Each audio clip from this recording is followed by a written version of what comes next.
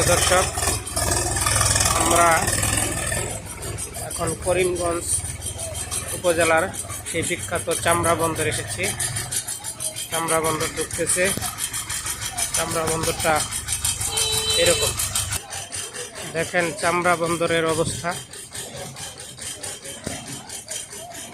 বিশাল বড় বড় জাহাজ, এটা হলো ফেরি। এই ফেরির মাধ্যমে এখানে পারাপার করে।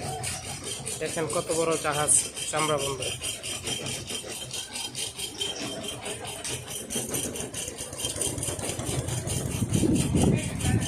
সম্ভবত পটুয়াখালী থেকে এই জাহাজটি এসেছে। আমি এখন ফেরির মধ্যে হাঁটতেছি। এরকম ছোট ছোট নৌকা, ছোট ছোট ট্রলার এখানে অনেক রয়েছে।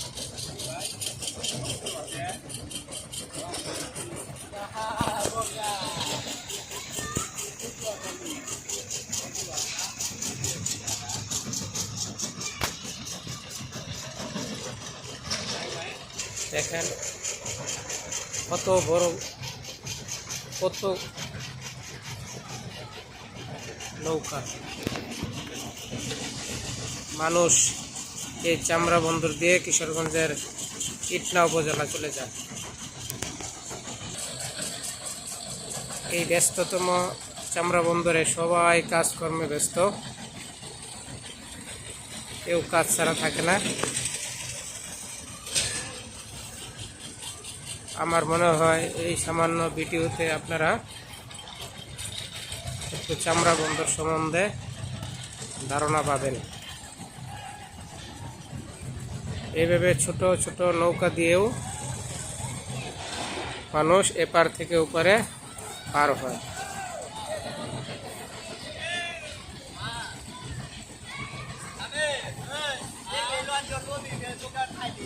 ওই দূরে একটা ফেরি আসার জন্য প্রস্তুতি নিচ্ছে।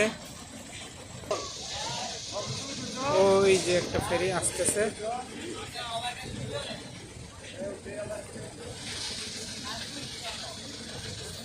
এভাবেই দিন রাত প্রায় 24 ঘন্টায় এই চামড়া বন্দর খুবই ব্যস্ততম থাকে। আমার দেখা এটাই চামড়া বন্দরের দৃশ্য।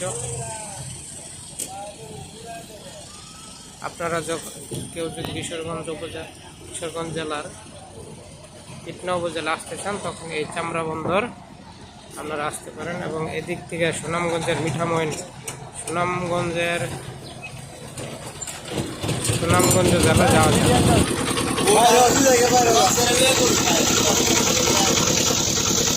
সুন্দর ফেরি পার হচ্ছে মানুষ। এটাই চামড়া বন্দরের বৈশিষ্ট্য। দেখেন কত সুন্দরভাবে পার হচ্ছে। আশা করি আপনারা এই ভিডিওটা দেখে ভালো লাগবে। এটাই হলো চামড়া বন্দর।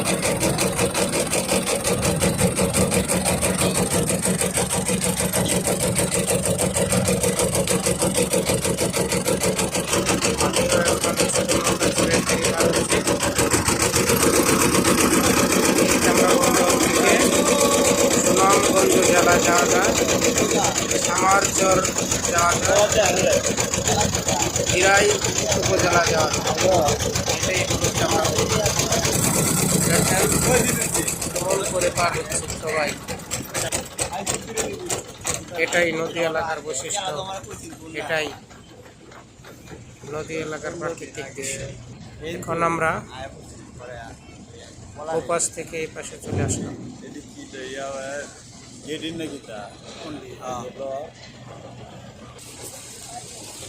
এখন আমরা ফেরি থেকে নামতেছি। দেখেন ছোট্ট ছোট্ট ছিল, স্বচ্ছ পানি।